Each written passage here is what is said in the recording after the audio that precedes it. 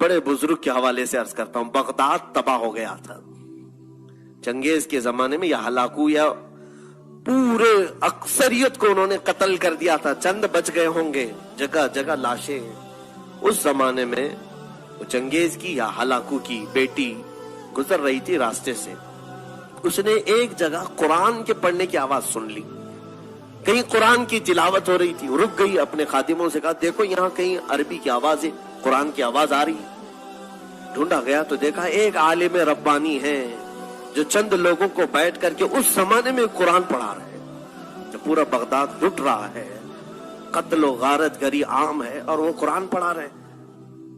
تو یہ خاتون جو تھی وہ ظالم بادشاہ کی بیٹی تھی، پورا اس کے باپ نے ہلاک کر دیا تھا۔ اس نے بلوایا اس عالم کو، کہا کہ اس زمانے میں بھی تم قرآن کی تلاوت کر رہے ہو؟ کہا میں ہر زمانے میں قرآن کی تلاوت کرتا ہوں، پہلے بھی کرتا تھا، اب بھی کر رہا ہوں۔ اچھا میں نے تمہارے متعلق ایک بات سنی ہے مسلمانوں کی، تمہارا عقیدہ یہی ہے نا کہ اللہ جو چاہتا ہے وہی ہوتا ہے، اللہ جو چاہتا ہے وہی ہوتا ہے؟ تو انہوں نے کہا بالکل میرا ایمان ہے یہ، اس کے چاہے بغیر کچھ ہوتا بھی نہیں ہے۔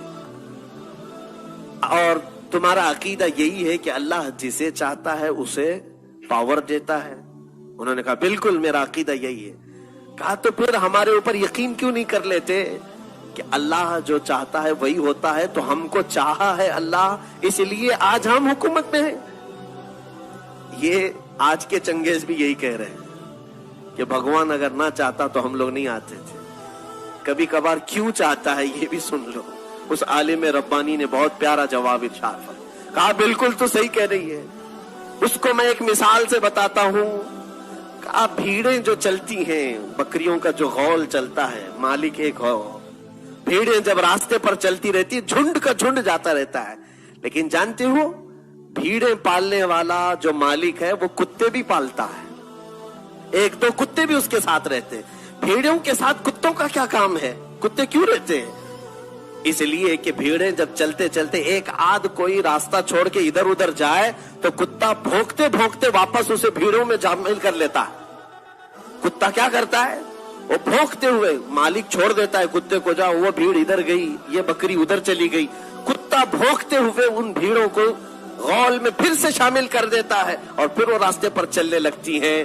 اس عالم ربانی نے فرمایا یقیناً ہم امت مصطفیٰ بھولی بھیڑیں ہیں، جب صراط مستقیم سے ادھر ادھر ہٹتے ہیں اللہ تم جیسے کتوں کو ہم پر بھیجتا ہے تاکہ تم بھونک کر کے پھر سے ہمیں صراط مستقیم پر لے آؤ۔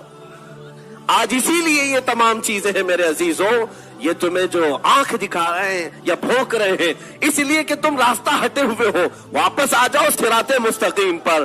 اللہ کے حبیب کا راستہ چھوڑ کر کوئی عزت ہماری نہیں ہے۔